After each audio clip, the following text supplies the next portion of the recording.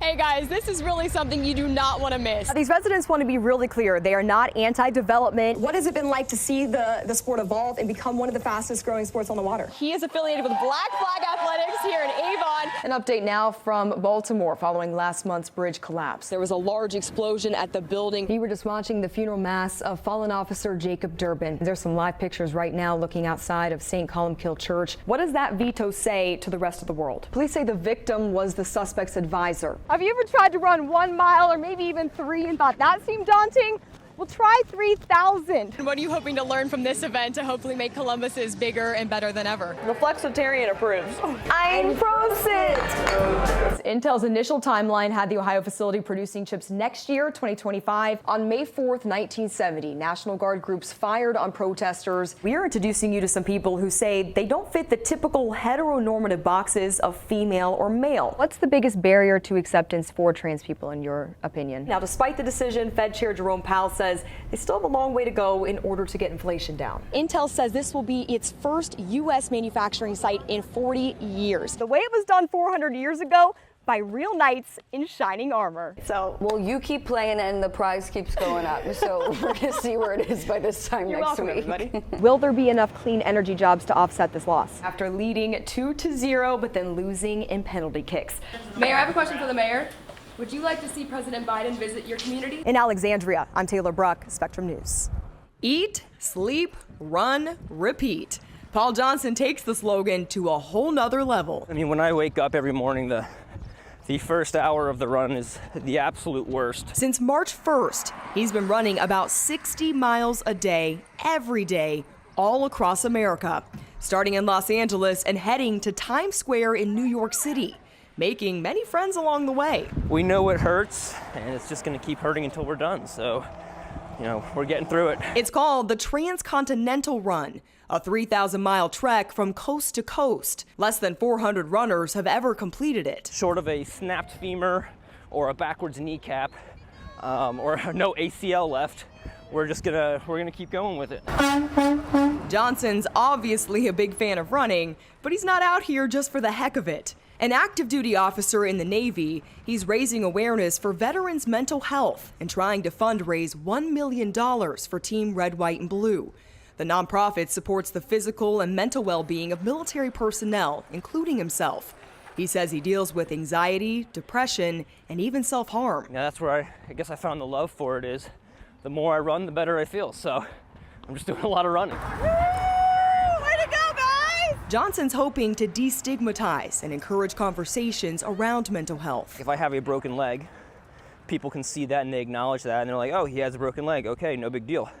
But with something like, anxiety or depression at a very basic level is something that you can't see, so nobody really understands it and they don't want to talk about it. Step by step and mile by mile, he keeps moving forward.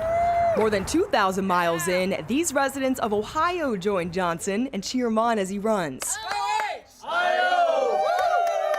That's pretty incredible. I mean, just to make it as far as he has right now is, quite a feat. Still got a good ways to go, but we want to help him out. Crew chief update, baby! A crew of people in 2 vans keep Johnson fed, hydrated, and in good spirits.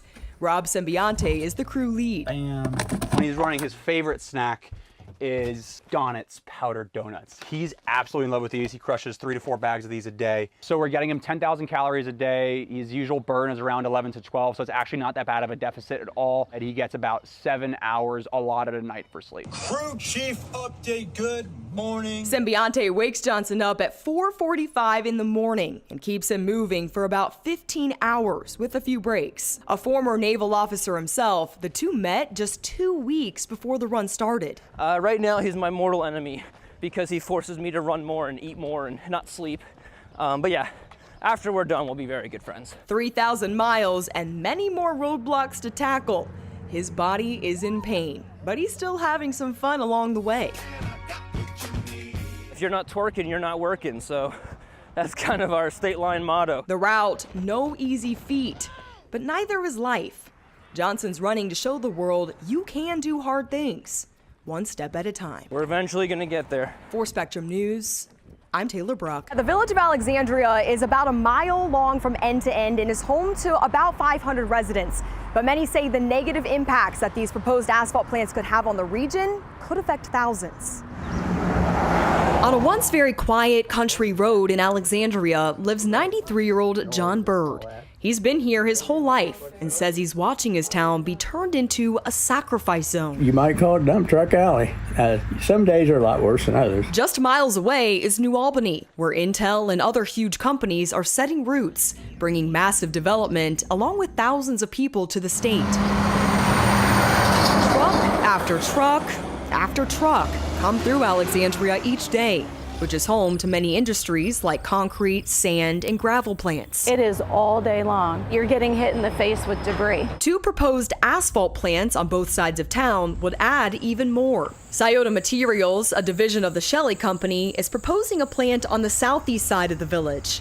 And Marzane Materials of Zanesville is proposing one for the northwest side on the Martin trucking property, both adding to already existing industry. Bird lives just one house down from Martin Trucking. I just hate to see it. I hate to see it for my neighbors, too. Many residents, including Stephanie Taylor and Julia King, are concerned for their community's air quality, drinking water, and quality of life.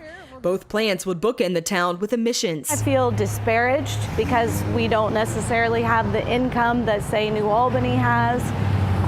It is very easy to say, this is the location we're going to put it. They say the town is becoming unlivable.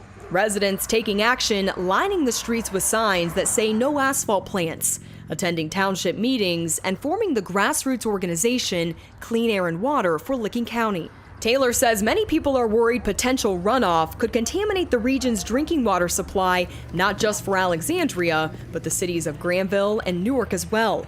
Both proposed sites sit on a floodplain and are located close to Raccoon Creek, one of Ohio's largest streams. It takes very, very little oil to infiltrate a water supply and ruin it. And oil, petroleum's not the only thing involved in a hot mix asphalt plant. At a public hearing in June, the Ohio EPA spoke to residents about the proposals.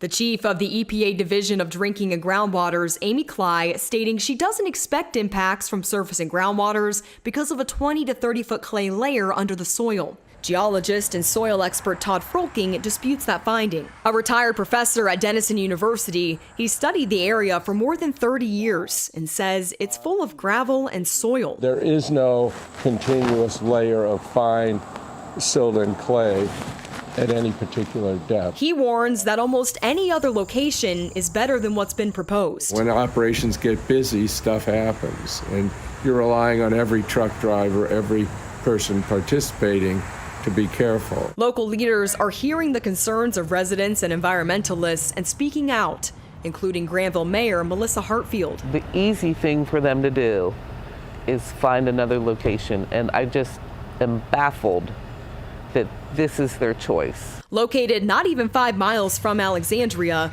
the village of Granville and Denison University taking legal action. This could have a generational impact. You tell me, after your water supply is poisoned, who wants to take a shower? Who wants to brush their teeth?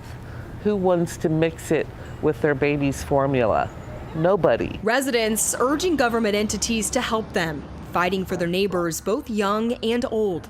As more development pours into the state, Taylor says no community, no matter how small, should become a sacrifice zone. For anybody who might see this and think, well, it's not my backyard. It really is your backyard. There's a lot coming to Ohio, Central Ohio in particular, and if we don't stand together to protect our air and water, which we all share, there could be tragic side effects to that.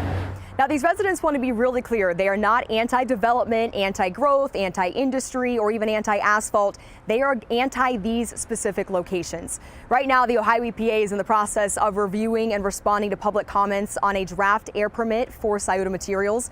I reached out to the lawyer representing that company. He said he's not able to speak to me right now due to the sensitivities of the issues, and Marzane Materials has yet to get back to our multiple requests for an interview. In Alexandria, I'm Taylor Bruck, Spectrum News.